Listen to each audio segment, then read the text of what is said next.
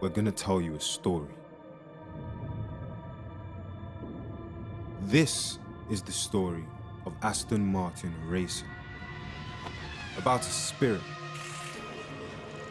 seeing the future and knowing the past.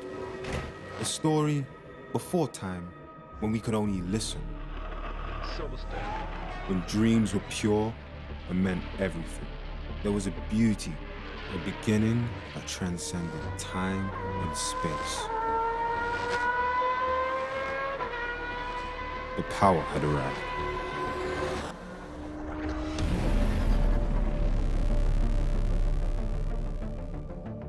It began in 22. If these tracks could speak, what would they say? Flag falls and off they go. What did they see and remember? It feels the roar and it listens to the beauty of speed and power. It's our history that we own. The soul, dreaming the dream, creating the machine, and within it, a spirit that never quits. The memory, the raw of truth, blood, toil. The passion born, the machines built, the creation of the glorious power. We have seen the future, and it is ours. Seen from above the skies and stars. Tech flows from the ground, defying gravity and time. Unstoppable, immeasurable. This is a god of traction, a circular shape of transition, and now we understand. Your heart races, our blood rushes, time never stops. This is the beauty and power of our dreams, our humanity, our heritage, our cause, our victory. The past has become the future. And that dream, as alive today, is when it started.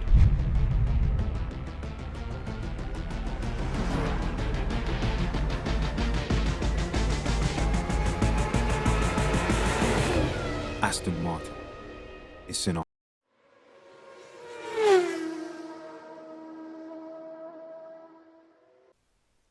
Добар ден и добродојавте во уште едно издание на Формула на македонски.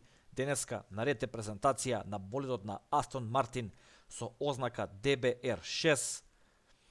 Астон Мартин тимот кој е ребрендиран од ланскиот Racing Point тим кој претходно со години назад беше под името Force India, сега во ново руво, во нови бои, во боите на Астон Мартин, во тие легендарни тркачки зелени бои, би рекол, со повторно партнерство на Мерцедес, со ново возачко дуо, односно Ленс Строл останува, додека 4-кратниот светски шампион Себастијан Фетел, кој најави заминување од Ферари, се приклучува на овој нов и интересен проект кој сериозно атакува кон големата тројка во Формула 1.